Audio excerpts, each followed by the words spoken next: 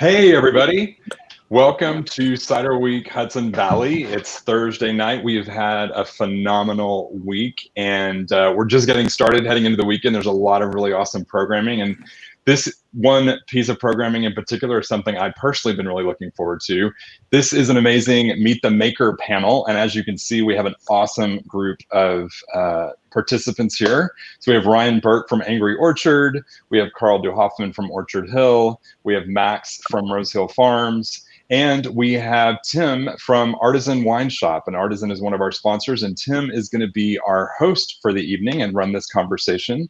So before we actually get started, gentlemen, I just want to let everybody know that's watching that you can absolutely make comments or ask any questions in the chat feature on the platform that you're on, whether it's YouTube or Facebook.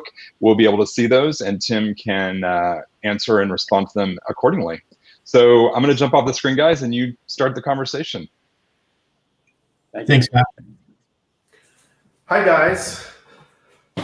Thank you for joining this thing. Thank you for agreeing to do this with me. I was very much looking forward to having this kind of discussion about, the current state of cider in the Hudson Valley and just maybe the directions and your individual philosophies and so forth. So I really appreciate you taking some time out of your busy week.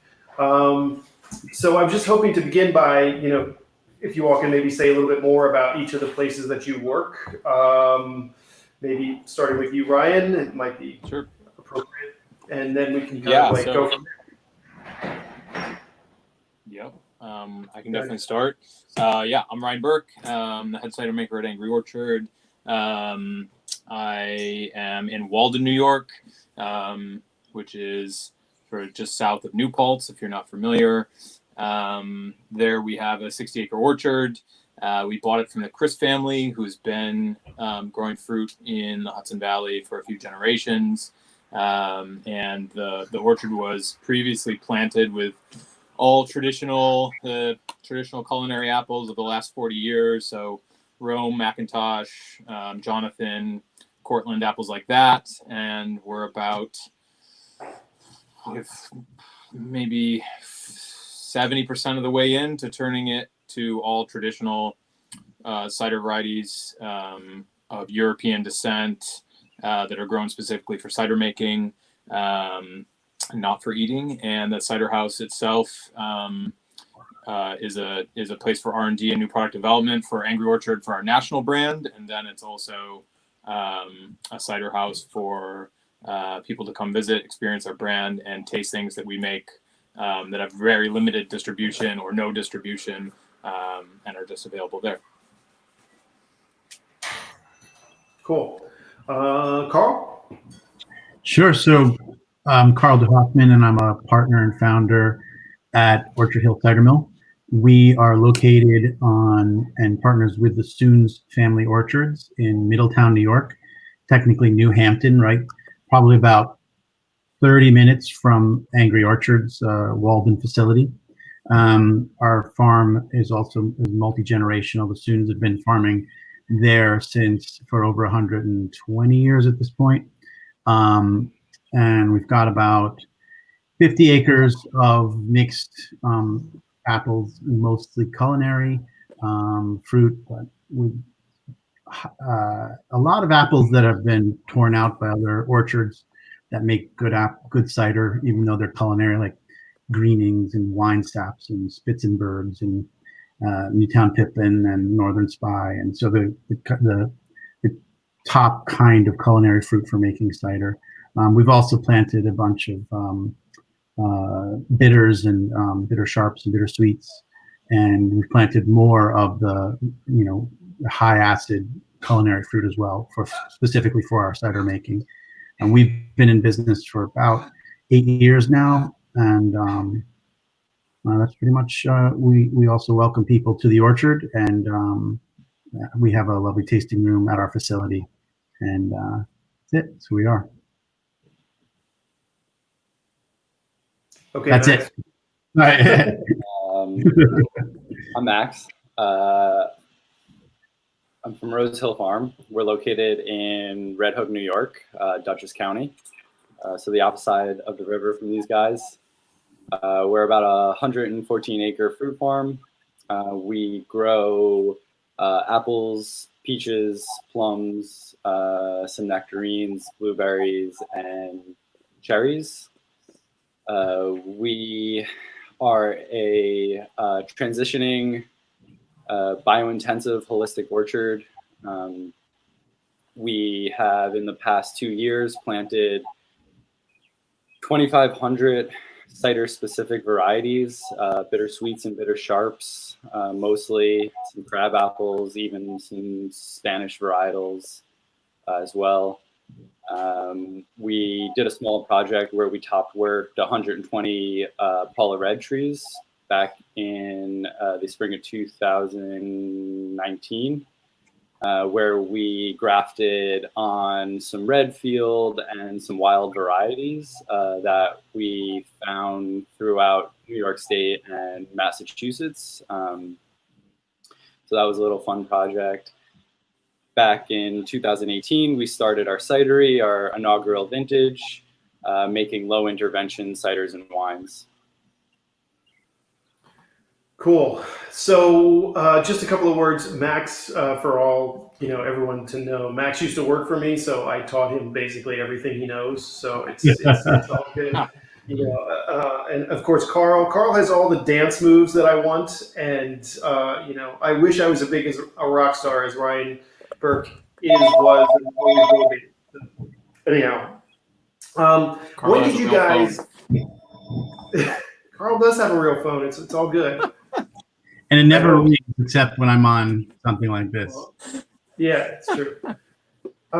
So the one thing I wanted to ask you guys, do you guys remember the moment or the time period that you really started to fall for cider? Like you just sort of really started to be like, wow, this cider thing is really super cool or interesting, or somehow you really kind of came to it, or it came to your mind? Anybody jump in? Well, for me, my earliest recollection was, back to when I was around 21 years old, let's say, and was living up in, roughly, and living up in New England, and really got into woodchuck ciders, actually. Something to me was a lighter option than beer. I think that was really one of the first ciders, more commercially available ciders I dove into. And then I really have to, give a lot of credit to Tim and Artisan Wine Shop. And when I came on with Tim back in 2014, we really dove into cider and saw that there was a place for it in the market. I think there was an increase in cider within the Hudson Valley specifically and New York State, and we just wanted to really support that. So I think at my time at Artisan, we really built our cider shelf there to just add more and more ciders. So I think that was really where I fell in love for true orchard-based ciders that weren't just commercially available across the United States. I didn't realize that. My entry to cider was all through the distillates. I'd visited Normandy when I was 19 years old, when I was working in France. And getting a feedback from someone. Yeah, let me see. I don't know if it could be. Is that better? Let me see. Yeah, that is better. So when I was 19, I was working in France, and I traveled to Normandy, and I discovered Calvados and Pommeau and started drinking cider there. And basically it was all about that for me, coming back to New York after traveling to other regions like Normandy, where you have this distinctive regional culture around a beverage that was based off of some kind of farm-based product, whether it was wine or cider. And I kept saying to myself, why don't we have this here in New York to the level that I've seen it in other regions? And so then the whole project started through distillation and then into cider. So it was really just a journey of discovery that has come to cider for me. I kind of grew up around some kids that are a little bit older than me making cider in my hometown, which is Williamson, New York. There's not much in Williamson but apple orchards. It's also a dry town from Prohibition until 2006. So there's a lot of history of illicit cider making going on there. So I got introduced to it as an, around 21, like Max. But yeah, my first commercial ciders were also woodchuck. And I don't, so I was aware of the conversion of sugar into alcohol by way of apples at a young age, but I wouldn't say it was like something that was passionate or something that was, offered to me at Williamston Senior High School as a job opportunity. But eventually, through living in Chicago and being around a lot of wine and beer folks, I just kind of came back around to it. I was a really avid home brewer, and I just started playing around with apples again, and it kind of snowballed into leaving school and jumping into a cider career. Cool. I wanted to talk a little bit about sort of just orchard practices. I mean, you guys obviously have already sort of laid out. Each of you is working essentially historic farmland here in the Hudson Valley. Like all three of these orchards have been around for a long period of time. And I'm just curious as to if you can maybe talk a little about the orchard practices that you do. I mean, Max already sort of intimated that you're, moving in some ways of sort of sustainability or whatever it might be, but maybe just some insights for all of us listening that about like what you guys are doing and not doing. Yeah, I mean, we were operating conventionally with low input. The family that we bought the farm from, the Chris family, actually still farm the property. That's one of the beautiful things for us as cider makers, was that we were able to work with the grower who's been on this farm for generations, or his family's been on it for generations. So in some ways we are at the whim of his growing practices, which are definitely conventional. I would say the win for us is that initially Jeff wasn't really that interested in growing cider apples. And over time we've brought him along, and now he's really excited about it. And we're almost done, with this, turning this whole property into high tannic, high acid cider apples. So, I think one of the things we're trying to work together on is how to limit and lower inputs. Will we be doing what Max does? Probably not. I respect it. I think we want to manage the least amount that we can, but we're probably going to have some inputs, I think, going into the future. Yeah, our farming practices are conventional as well. The Soons are pretty vocal that they don't think that the organic practices as they are now are something that they could get behind. They have a lot of concerns about the overuse of copper, and perhaps these are things that I've heard them speak about, and it's outside my expertise to a certain degree. So I certainly can't enter into a lengthy conversation, but I've heard them mention that. And I've also heard them mention that, they feel that, basically conventional interventions, but on a low, like he said, sort of managing it so it's not overused is the way to go. And, I had no idea if they were how much they were using, how little they were using until we applied to go into the Good Food Awards, and Jeff did a whole book about his practices and sent it, and the Good Food Awards said, oh yeah, this is sustainable practices. So I think we fall in that sustainable practices, but I don't think the Soon family thinks of it that way. They are pretty, this is the way we think we should do it, and whatever the label is, it is. But and they make decisions based on their feelings on that. You know, the one thing I know that they've expressed is the concern about overuse of copper, and then perhaps the sort of, by limiting the choices, maybe pushing fungus and other things to become, you know, stronger and hard to intervene against. So so that's where I know the practices. That's what I know about the farming practices, because I'm not the farmer. Well, I think a key thing to point out there, you know, is that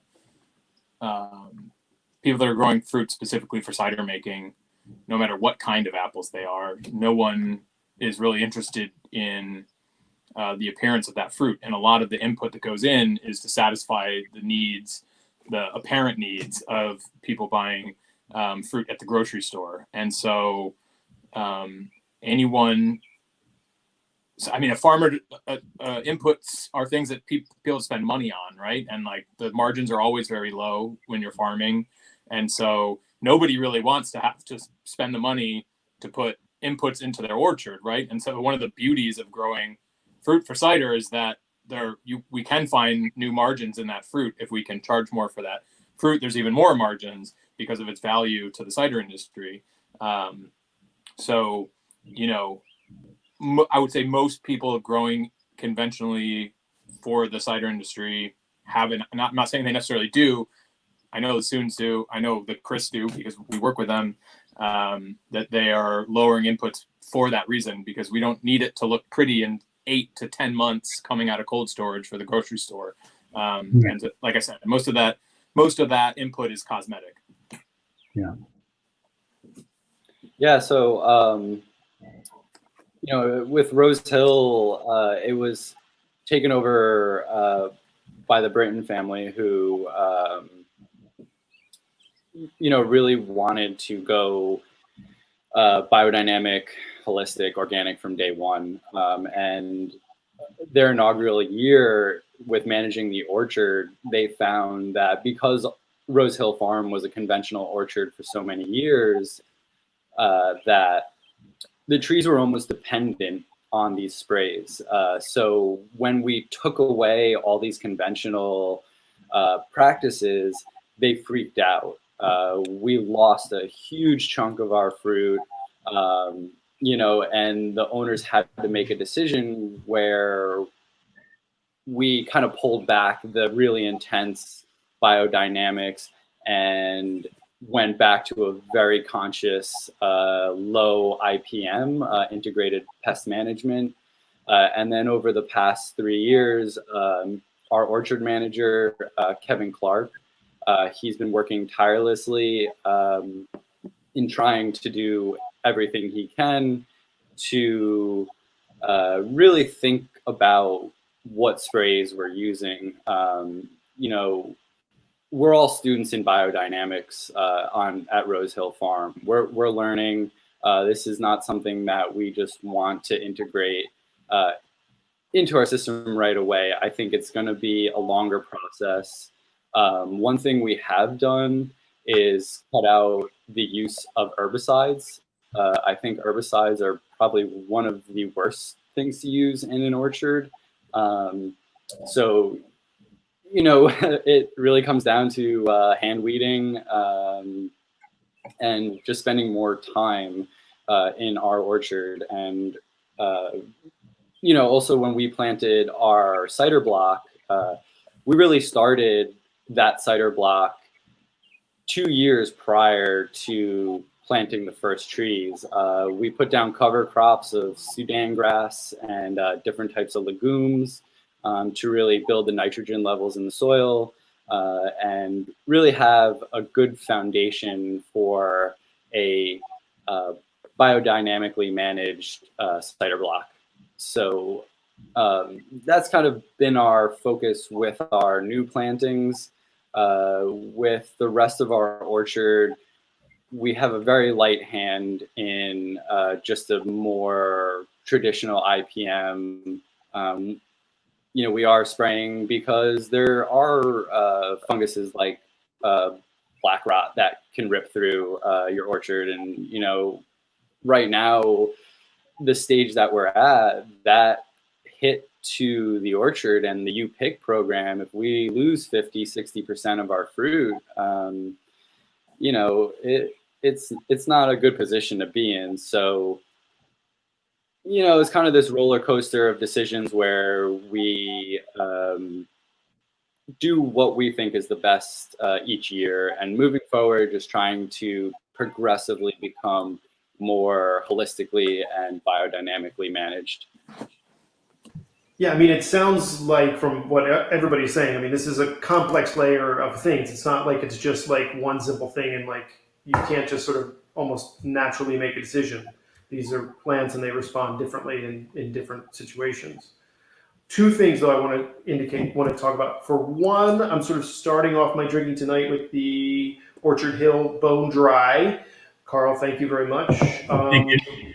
Delicious. You know, one of the things I wanted to tell you about this is I tend to drink this like the cider in Spain. I don't know if that was intentional on your part, but I tend to put, you know, an ounce or two in a glass, and because it's so insanely cleansing, like it's the same kind of feeling. And we'll talk more about that as we get along. The other thing I wanted to mention was, though, if you do have comments or questions, please feel free to jump in and put those in the live comments.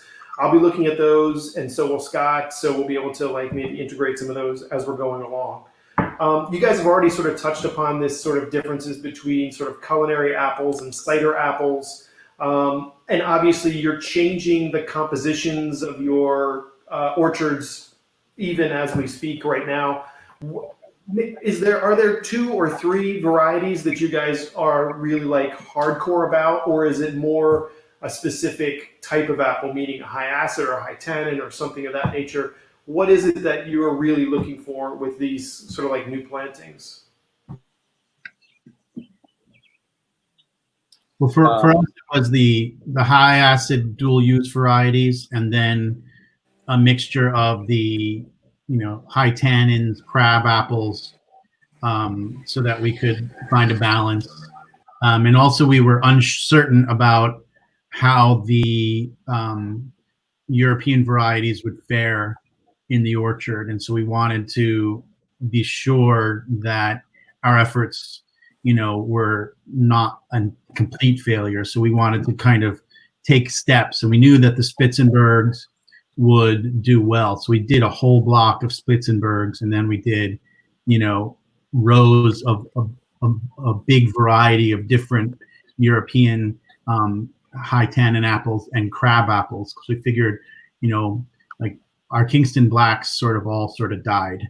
We have like a handful that are sort of holding on, but if we had planted, you know, rows and rows of Kingston Black, we would have been really screwed.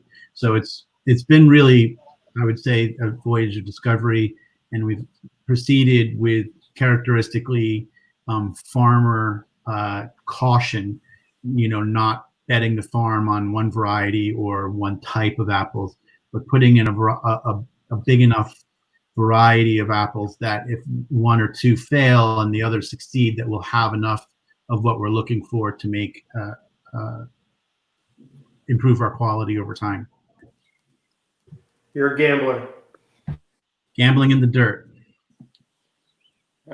We so I sort of look at our orchard as an extension of what's available in the state of New York.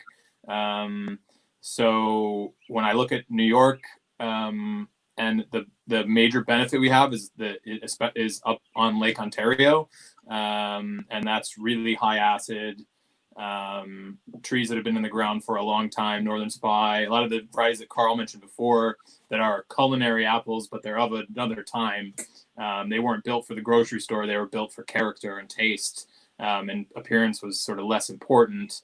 Newtown Pippin, things like that. So apples with really high acidity, and there's a lot of them, and a lot of it's going into the juice stream, and they're available. So for me, I buy quite a bit of fruit from Williamson, where I grew up, where a lot of this fruit is in the ground, you know, in between Rochester and Syracuse. And I rely on that supply chain. So I don't plant a lot of high acid varieties because I can buy them. What I can't buy is high tannic varieties, very easily. So we've committed to high tannic varieties, and some high tannic / high acid varieties. The majority of those apples are English, and that's based on my personal preference.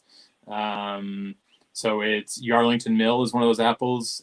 It is medium, sort of medium high tannin, but they're just really soft, robust, round tannins. Similarly, the Dabinet apple is a little bit higher and a little bit more abrasive on tannin. Those are two that we planted a lot of, and again, I use those to balance some of my other favorite apples, which are Northern Spy is probably my favorite high acid variety, and it's an apple that's from New York State. So it's not only is it fantastic if it was or wasn't from New York State, but it is from New York State, and so we can celebrate that as New York cider makers. It's of our place, which is pretty amazing. And there you go. Drinking my Northern Spy, brand new bottling right now. Nice. Yeah, so for us at Rose Hill, we're really just experimenting with a lot of different varieties of cider apples. We did consult with a few other friends of ours, Chris from Perry City Orchard, Mike Biltonen from Know Your Roots, and really tried to get a better understanding of what was going to grow well here in the Hudson Valley, things that are not prone to fire blight, using the right rootstock, little things like that. But overall, I think our first plantings are, just kind of experimental. We're going to see what works, what doesn't, and kind of patch in over the years with more plantings of what thrives. We do buy in some cider apples as well. Rose Hill Farm does not produce enough fruit to make the volume of cider that we would like to make every year. I've worked with more tannic varieties and really acidic varieties. For us, I think right now it's not fair to say we have a favorite, because we're just trying to experiment with whatever we can get our hands on, what comes our way, what we're growing on the farm. We've had a lot of luck with our Granny Smith on Rose Hill Farm. Even though it's a culinary apple, we actually let it ripen really late into the end of October or early November. And it kind of takes on this pink hue on the green skin, and the sugar levels just boost up. And, we're finding that to be a really great base for some of our fruited ciders. We've experimented with lady apples. We, in 2018, had a bumper crop of lady apples. They're really aromatic apples. I didn't think they would make good cider. We just kind of pressed them off, single varietal, threw it into a barrel to see what happens. And the outcome, we were shocked by. A really nice cider, not too complex, not a lot of tannin, not a lot of acidity, but we felt like it was something that was worth experimenting with, and a great blender at the end of the day. So yeah, I think Rose Hill is just really excited about experimenting with whatever we can get our hands on and what we're going to be growing on our farm within the next 5 years. So do you think you're going to go back to the sort of maybe a single bottling of the lady apples maybe in coming years, or you? Yeah, so we want to do one single varietal cider every year. I think they're interesting.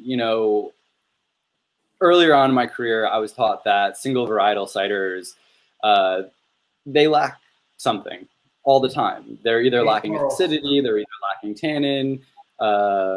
So, I just think for a consumer and for me, it's really interesting to drink something that is made with just one apple, and it really showcases that variety. So from there, we can kind of see how that apple is kind of interacting with fermentation and our bottlings and the wild yeasts. So yeah, every year it's going to be just something that we'll do a few single varieties, see what works out best, and kind of run with it. I think you like bring up in the like we'll see part of that, you know, the wild yeast and fermentation practices and all that, you know, that does. I mean, I heard the same thing about single varieties, right? And I still sort of think the same thing about single varieties. We make several that I'm really proud of. And I think I just want to highlight something you said, which is about the wild yeast, and your own personal practices and how you can take something that is kind of simple, like a single variety culinary apple, and by connecting it with the way that you like to do things with your fingerprints, you know, you can start to really make something that's really interesting.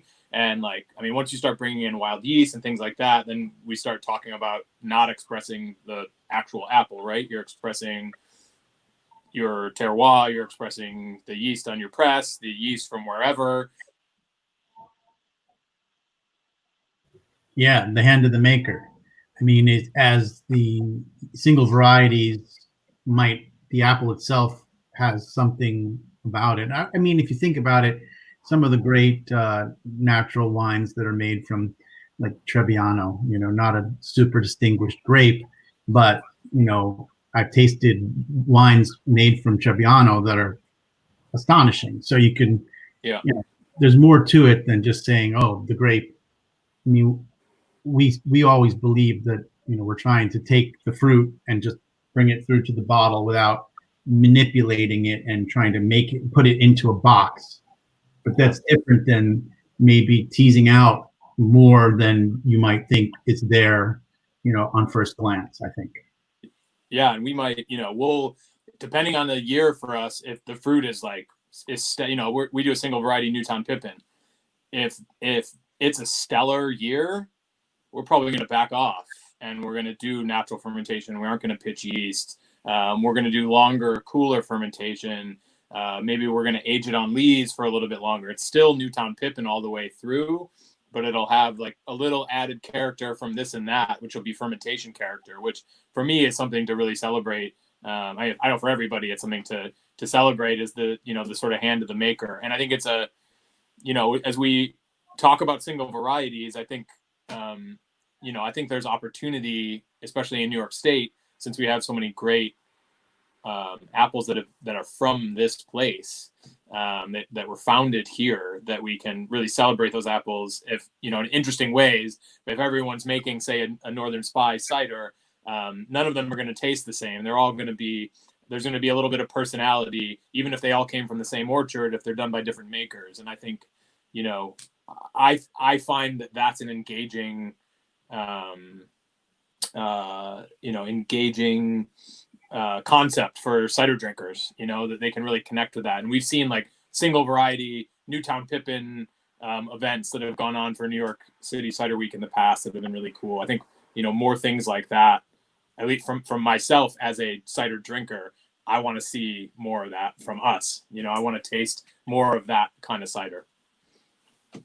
Yeah, it's exciting. It's exciting. I mean, this, you know, this batch of Northern Spy we have here is wild ferment and super volatile and just like big, juicy, sour. Like, I mean, I'm in love with it, so I could gush about it, but I would suspect that it's not going to taste like your typical, you know, Spy bottling. And that's, I love that our industry is getting to the point.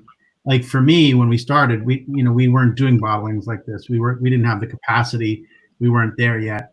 But now, as we're coming around, you know, we're more and more. This is where we're getting our rocks off doing these things, and it's I think reflective of what's happening in the industry in general in the Hudson Valley. You know, there's a coming to maturity. I mean, not maturity in the long sense, but maybe a juvenile maturity. You know, we're hitting our 18. 21. We're young. 21. Okay, we can start drinking now. Exactly. So, you know, and I agree with you. I feel like that the more and more we've had this destination cider idea for the Hudson Valley Cider Week, and it's been this kind of spurts and spits and like, but I feel like when we are actually able to go like, everyone's got this, festival bottling and there's these cool things happening, that's when, there's a certain level of energy that kind of is captivating that I think is where we're on the cusp of. Yeah, I mean, I think the industry is, as you're sort of saying, really just starting to get that, sort of level of maturity about it. And so it's really fantastic as someone I've been here for 14 years now, and just sort of like seeing it and really thinking there was maybe 2 or 3 ciders available even at that particular point in time. And then just seeing how this has grown so much, not just here, but throughout the state, it's kind of amazing.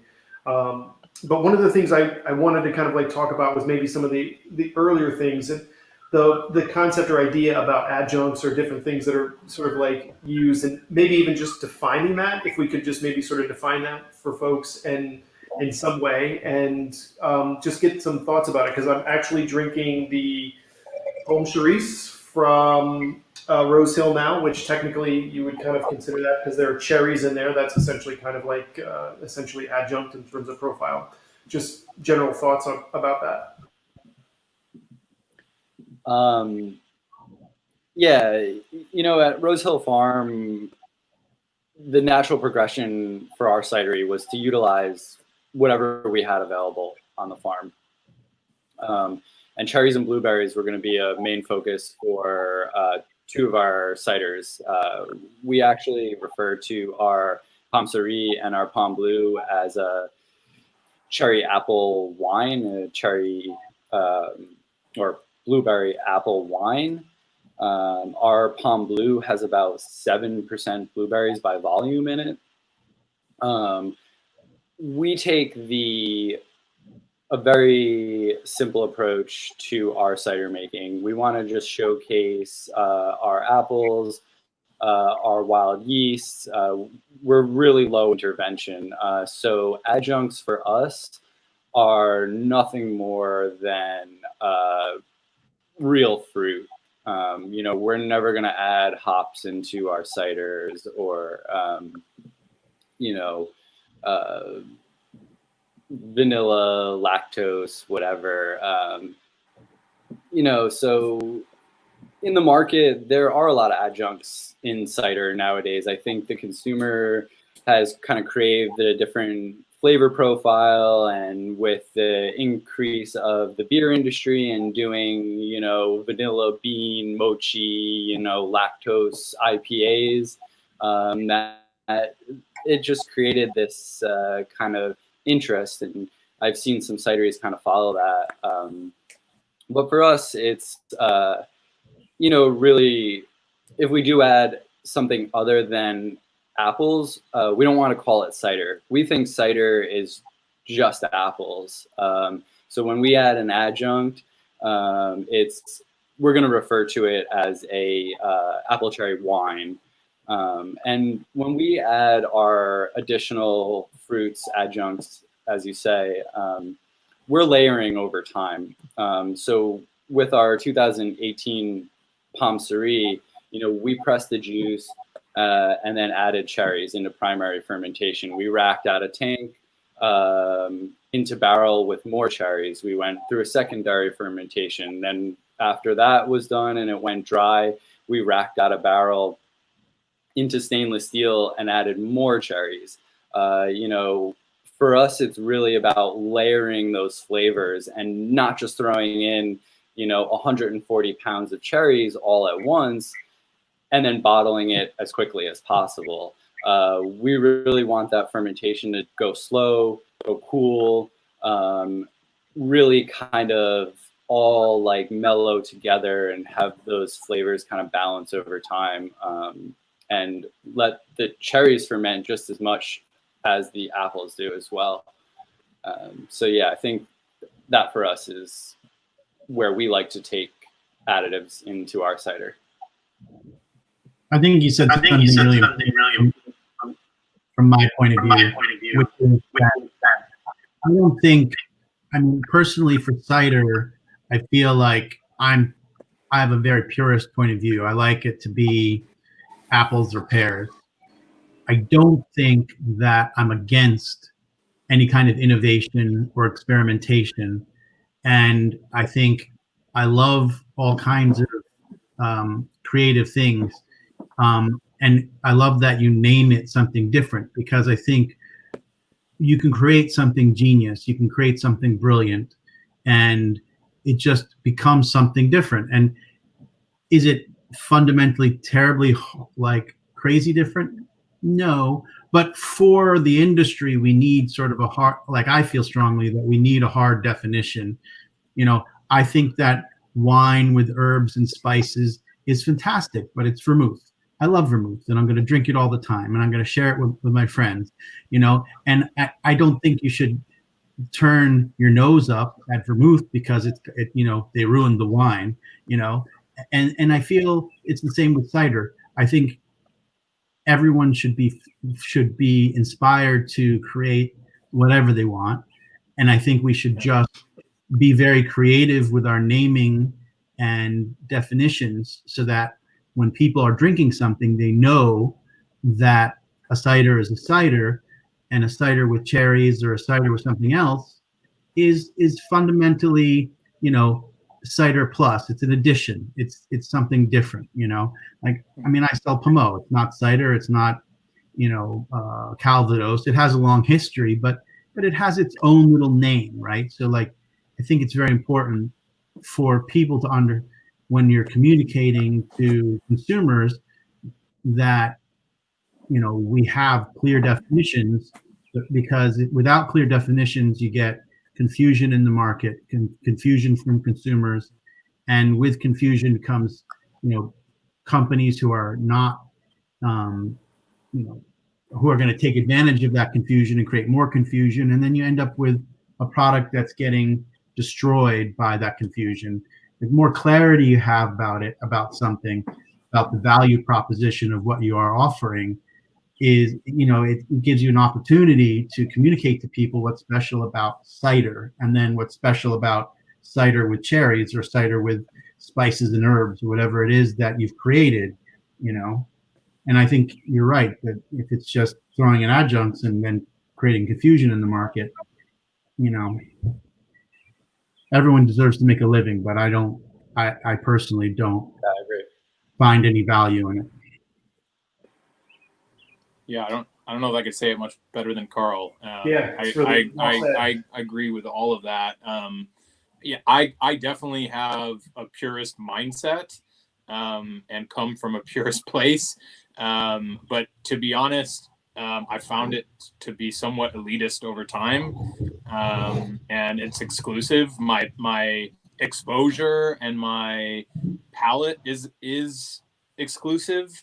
And I find that a lot of the cider that I really gravitate towards is the result of, you know, experiences that I'm lucky to have had, through people I'm lucky to have known. I think that as much as I love a bone dry, naturally fermented cider like the one, Tim, you have of mine, to taste, it in America, a lot of those flavors are just not available to people generally. And so some of the, you know, call it fruit cider, cider plus, whatever, it opens the door to a lot more people. And that, for me, that's more important than my personal feelings.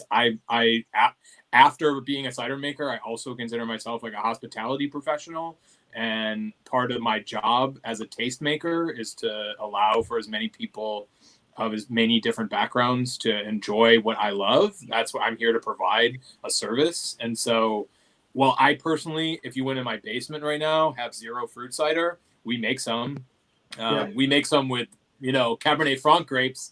That's, you know, all natural, and, you know, pet nat and all the key Brooklyn hipster words right now.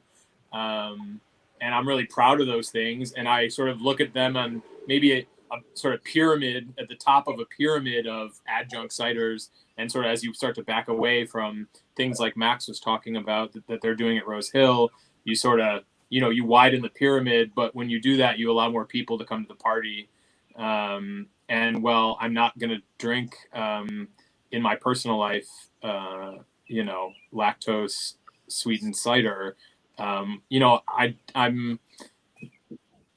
it would be wrong to reject it if it brings people to cider. And I hope that, as Carl mentioned, that innovation is going to happen whether we want it to or not. So you can be all righteous on your in your orchard somewhere, but you might die alone.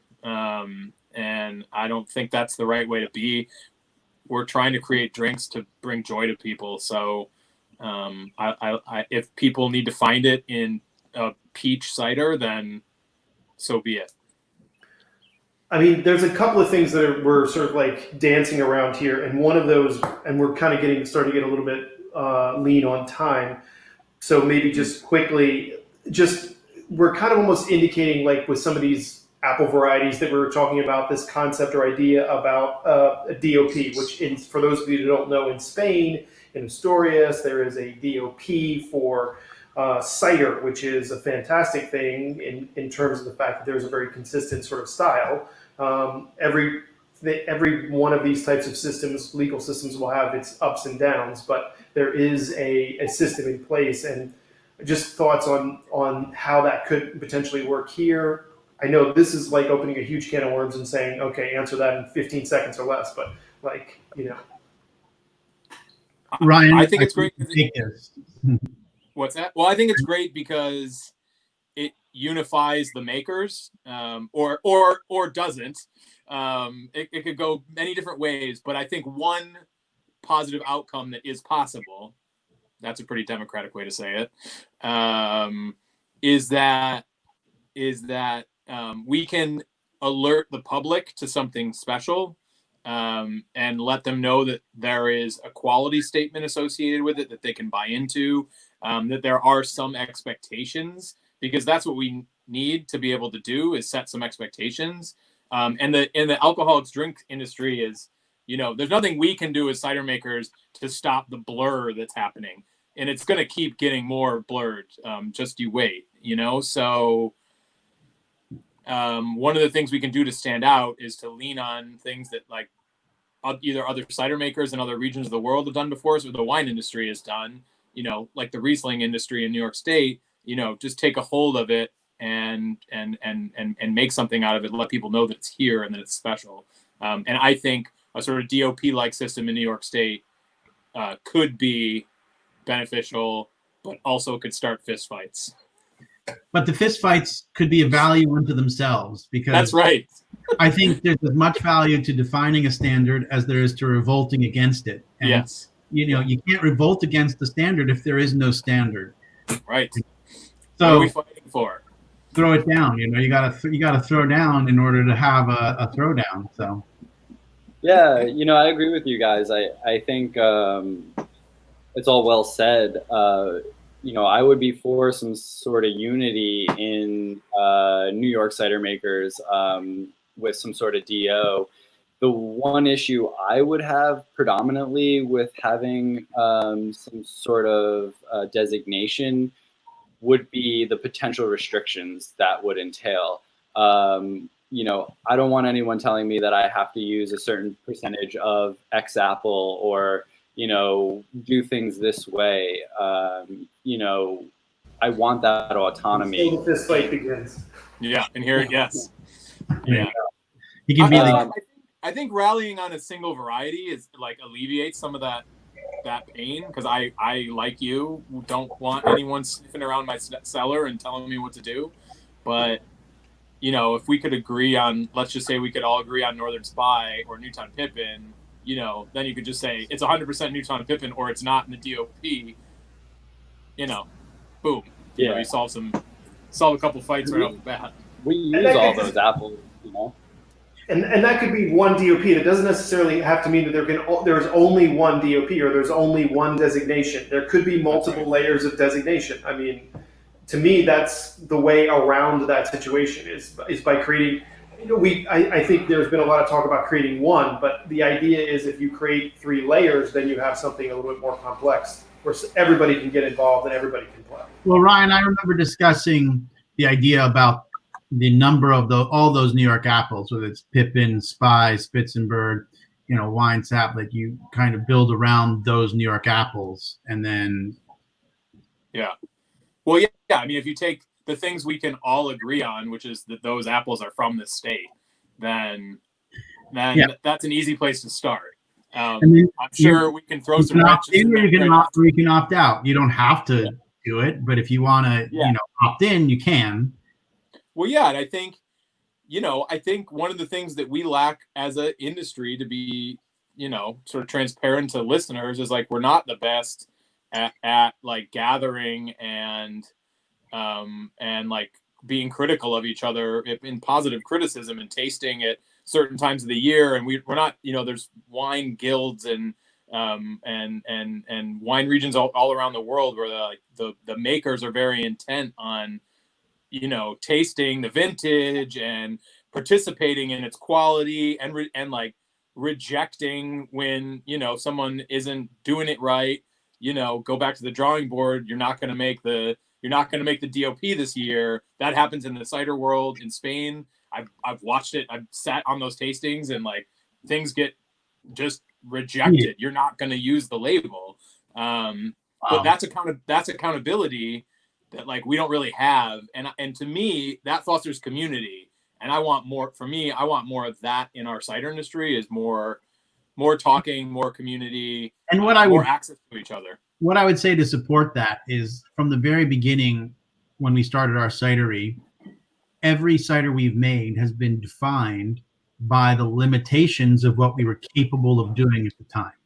Yeah. And that makes sense. The idea that a restriction is a horrible thing, everyone has that gut feeling of like, don't fucking tell me what to do. Yeah. However, restrictions are defining. Like haiku is an art because of the restriction. Boom. That's a good one. That is a good one. And that's, if you refuse restrictions, then you're an amoeba. You have to have restrictions in order to have definition. Wow, that's awesome. I hate to cut that there, but I just want to give us a little bit more time to just talk about one or two more things. I mean, look, we're at I don't want to ignore the fact that we are at a, sort of precipice or a certain point in our country in terms of changes, in terms of inclusivity and different things of that nature. And we have challenges in our industry because, looking at the four of us, we're definitely on the whiter side of the world here. Do you guys have ideas about have you thought about this? Have you already had discussions about this, or, about how to make cider a little bit more inclusive or anything of that nature, just as thoughts? Or what are the challenges maybe that you're seeing as you sort of like move forward to the next few years? That kind of thing is what I'm curious about. Yeah, we definitely are talking. I mean, this is something we've been talking about for a long time. Certainly, we're talking about it now. One of the, I think I said this at CiderCon maybe 2 years ago. We're sort of talking about something similar about just inclusivity in general. And I sort of made a comment that I got booed at a little bit, but I'll say it again since we're all cider people here. I made the comment that cider has an opportunity that beer doesn't really have, in the sense that we're a newer industry and we haven't systematically rejected people of color for the last 100 years, and also women. And I mean that from like a national marketing perspective. We don't need to go into what companies were showing what boobs on what TV channel, and like no people of color anywhere, right? It doesn't really matter, but that's an industry that just like was never really inclusive. Cider has an opportunity to make a statement of inclusivity, and I think, I'll speak from the National Angry Orchard cider portfolio. It's a drink that is accepted and celebrated in diverse communities. So we know cider has that opportunity, and I think that, I think it already was, the doors were already open. And as we grow as an industry, I mean, we need to spend a lot of time thinking about how we can continue to keep those doors open. So I think from a drinker base, it's pretty easy to be inclusive if you just put a little thought into it. It gets much harder when you start talking about makers. There's not a steady stream of people of color in the cider industry from a production standpoint. And I can tell you, as someone who actively has tried to recruit, it's very hard to do. It speaks to something probably much larger than this particular conversation, but you know, a lot of people don't know that this industry even exists for them to participate in it. It hasn't, you know, whereas like, I mean, you know, whereas for me, it's like, oh, I saw this industry, I could sort of jump into it and did. That concept isn't even available to people. You know, most people, especially not, people of color, they just don't see the pathway. And like, we're not necessarily, the way jobs are advertised don't necessarily get to those people. And so, I mean, again, this is a much bigger conversation. I think one of the ways that we are looking at doing things different as far as hiring is where we advertise our jobs and being really intentional about where those postings are showing up, at what colleges they're at. You know, that's where we're at right now. And, you know, not hiring in the traditional like wine student from wine university, but what about, you know, student who knows how to operate machinery from, you know, some other university who can be easily trained to learn how to make cider. You know, I can teach anyone how to make cider. What if they just knew about safety? And so thinking about the job opportunities differently, where you can fill it with people who would never have the opportunity to say, go through the Cornell wine program, right? But are at SUNY New Paltz, or I mean, at SUNY Orange, and, you know, worked in a machine shop, that know about safety and how to be around heavy machinery. Okay, yeah. Cool. You know that you don't want to get blown up by a tank. Great. That's about all you need to know. I can teach you everything else. Right. You know, and spending the time to allow for those kind of people to come into your organization. Yeah, I mean, you know, at Rose Hill, we've been having this conversation now for a while, and really figuring out, you know, how we're going to create some sort of program to support social justice and food insecurities, and we want to do it on a local level. You know, this is a really big conversation, but I think on a basic, you know, point to drive home is I really want to make room in the cider industry for more Black and people of color and their voices to be heard. I think when we do come across a person of color in the cider industry, we should really listen to them. We should really take what they have to say and make it a part of the conversation, and just celebrate that. And, you know, because like you said, Ryan, you know, on the production standpoint, most of us are white and male, and come from a place of privilege.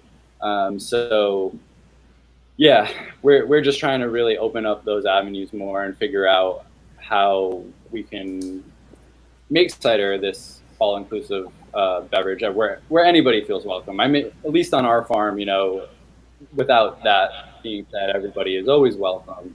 But how to kind of like get people into cider, especially people of color, and yeah, it's going to be a lifelong work, I think, for all of us.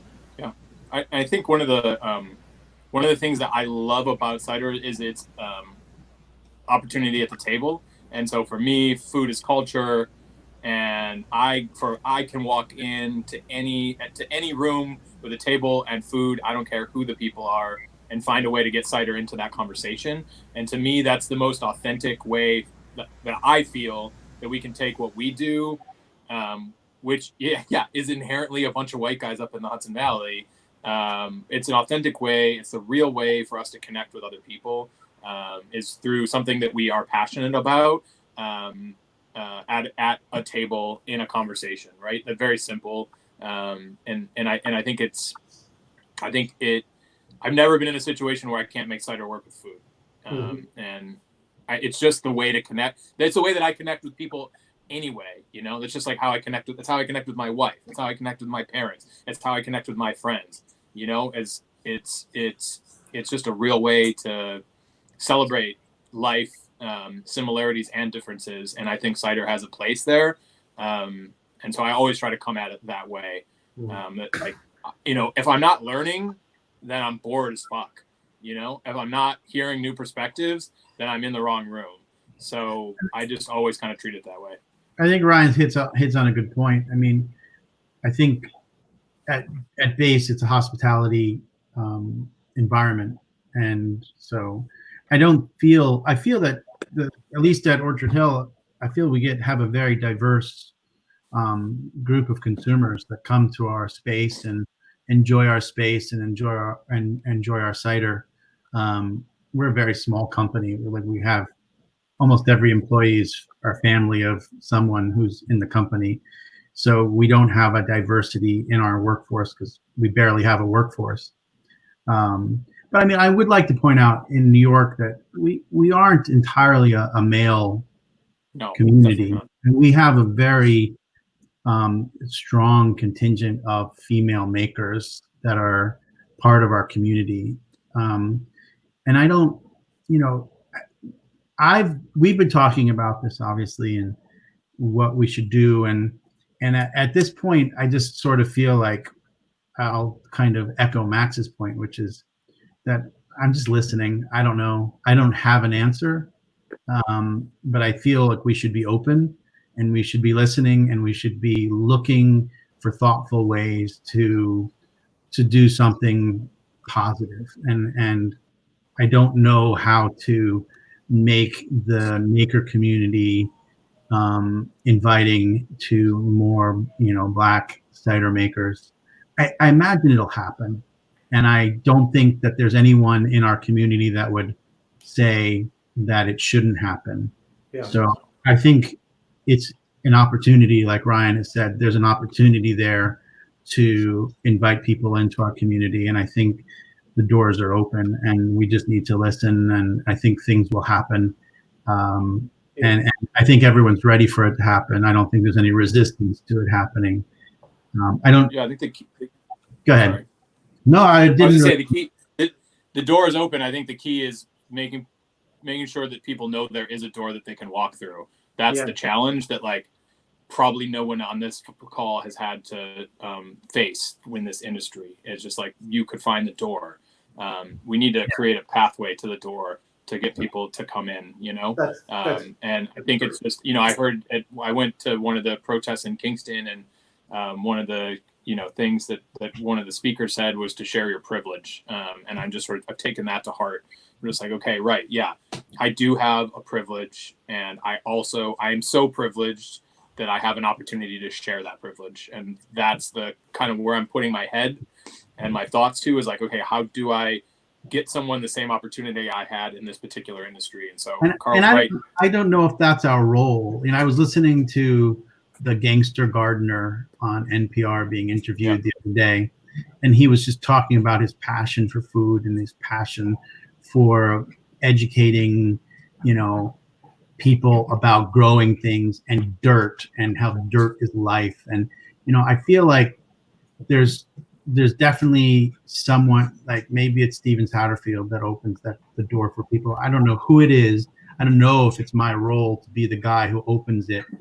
It's my role to maybe just listen and try to see if there's something I can add to the conversation or help along the way. But I mean, the simple answer is I just don't know. I don't know. It's interesting. You know, you mentioned Stephen and Max. Something you said just reminded me of that talk on Monday between he and Megan. You know, saying that basically if a person of color, a Black person comes to your industry or shows any sort of interest, it's like, you know, again, helping them find that door. And even like saying, yeah, here's a door, I can help you get through that door. That kind of thing is essentially essential. And that's something that I think we're probably right that we've been somehow missing in our attempts. I mean, as somebody who's also teaches at the culinary and is an educator. I'm always thinking about how students are all essentially equal students in the classroom, but maybe I need to spend a little bit more time thinking about how to foster some of those folks into our industries. I don't know. Yeah, I always felt, being in the restaurant industry and hospitality professional, one thing I really loved about hospitality is that it always felt so inclusive to anyone that just showed interest and passion. And I think, we don't care, at least I know at Rose Hill, I don't care if you have a college degree or, if you work for some of the best restaurants in the world. They're all pluses, don't get me wrong. But I think passion really goes a long way in our industry. And just to drive home supporting people that show that, and if it's a person of color that comes to our door and shows that passion and that interest, that's what's going to intrigue me, and that's what's going to want me to make them part of my team. Yeah, that's true. And again, hospitality, that's another thing I like to talk about, is that everybody's invited to the table. That's one thing I want to kind of wrap up with. But I just want to remind anybody who's listening, if you do have any comments or questions, put them in the live comments now, and we'll try and get to those. But one of the things you said, Ryan, is that you connect with people and you are able so easily to make cider and food work together in such an amazing way. And that's actually one of the reasons why I absolutely love cider, and it's the reason why, drinking things like Edu and the Orchard Hill Bone Dry, everything is so cleansing on so many different sort of levels. There's acidity, there's also bubbles, in some cases, not always, but some bubbles, but also maybe some tannin structure that's there. And I find it to be incredibly refreshing for eating. And I was just curious on, sort of a lighter note, just so people maybe have some ideas of what you guys like to eat with, when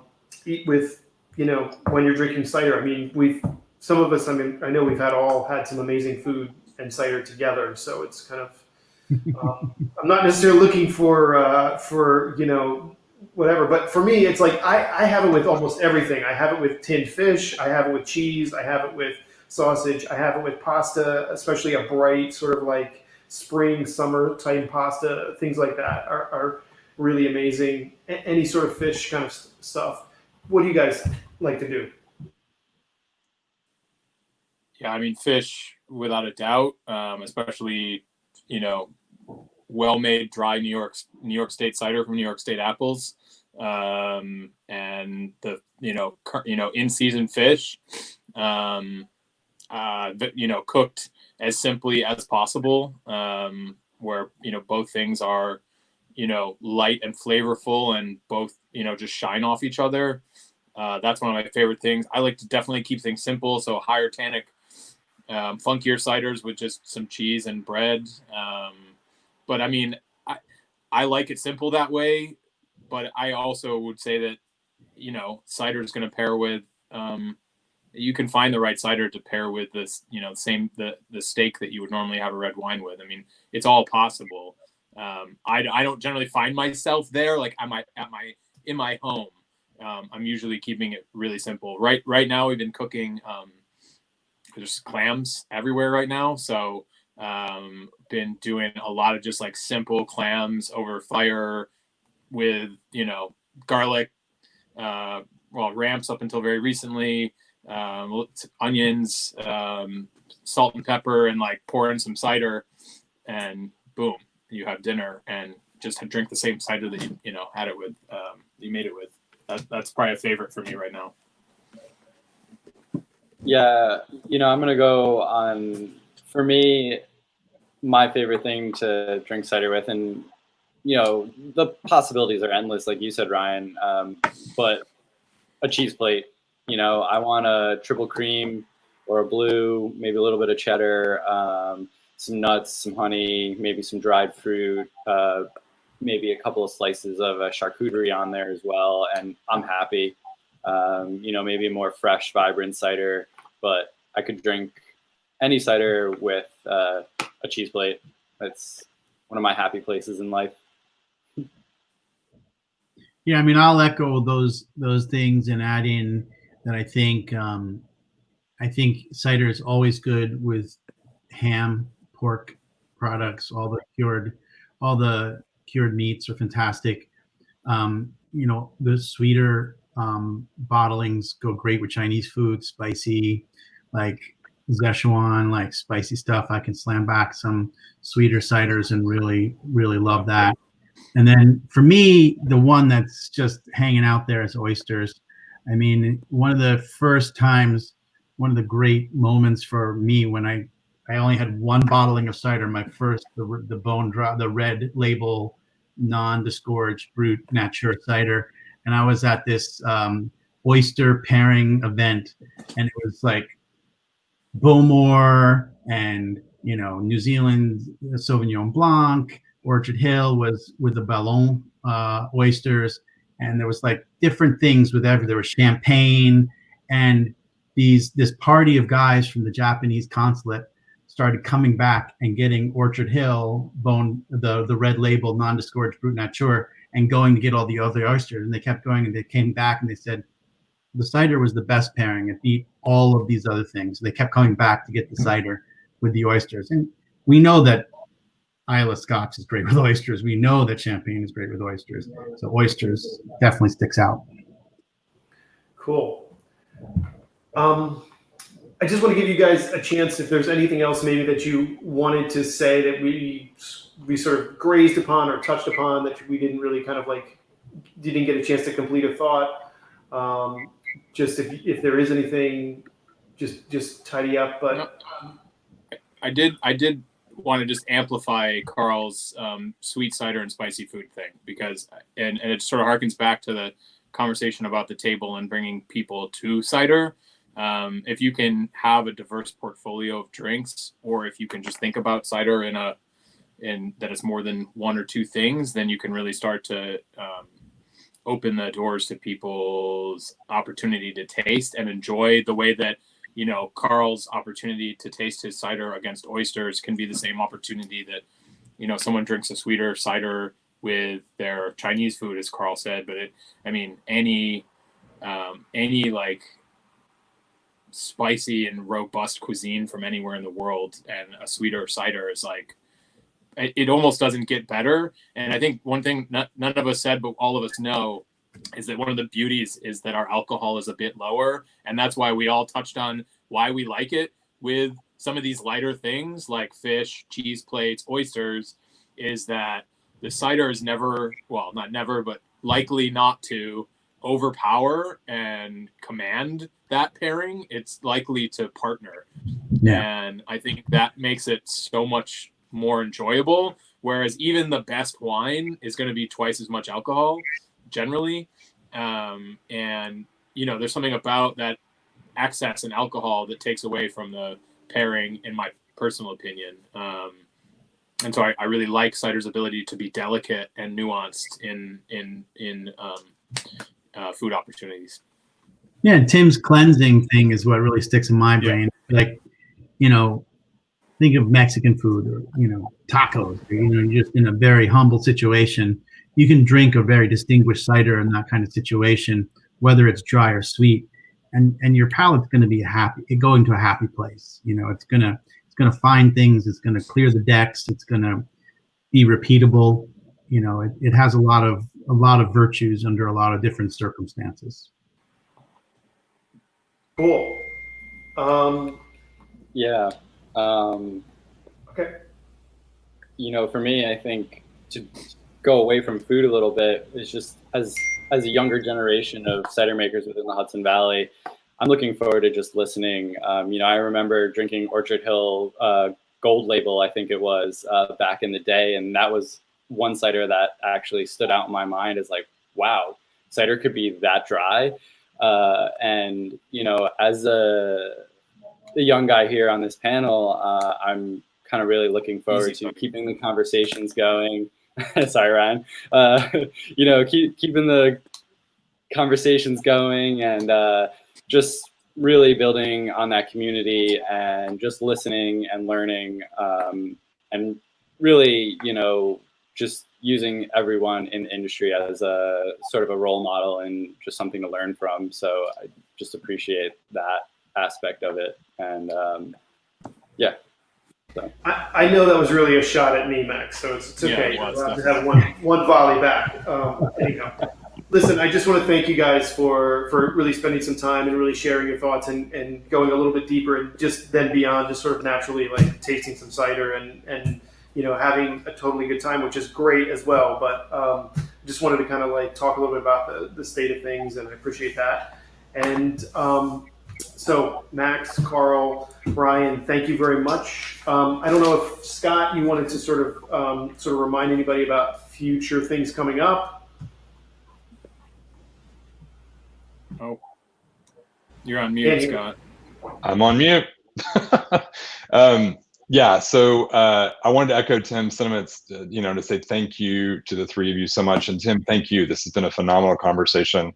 And I'll say two things. First thing is, I started in this role in March 1st, so it's still very new to me. But the thing that attracted me the most to you all after doing the research and wanting to come to this space was the sense of opportunity. And I love what you all were talking about. And I think what's really intriguing, none of us had any idea on March 1st that the kind of opportunities that we have now are even bigger and broader and more beautiful than I think they were, just 3 or 4 months ago. So that in some way really makes me very inspired and excited.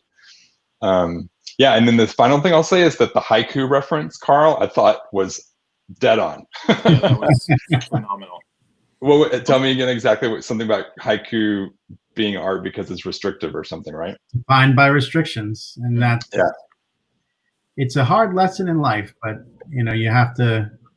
I constantly have to remind myself that it's, if I had all the freedom in the world to do whatever I wanted, it would definitely not be good. You're just an amoeba. No, definitely not be good. We all need our restrictions to really hone in and become something special. Yeah, I think the amoeba shirts are going to be popular in 2021. Exactly. All right. Awesome. Thank you all so much. So, as Tim was mentioning, we have a full weekend ahead of some really awesome programming. There's a few things coming up. I think Angry Orchard tomorrow night, Ryan, we're with Spirits Lab doing a happy hour cocktail. And Carl, we have an orchard tour with you. And also we're doing your Pommeau and Isigny cheese pairing again this weekend. So that's great. And then there's all kinds of programming that's happened from Rose Hill Farm as well. You can check out on our YouTube channel, New York Cider Association TV. So thank you all so much for joining. Gentlemen, thank you again. This has been phenomenal. And I look forward to seeing you all soon. Tim, thanks for leading such a great conversation. No, my pleasure, really. Look forward to more of these. Cheers. Take care. Cheers.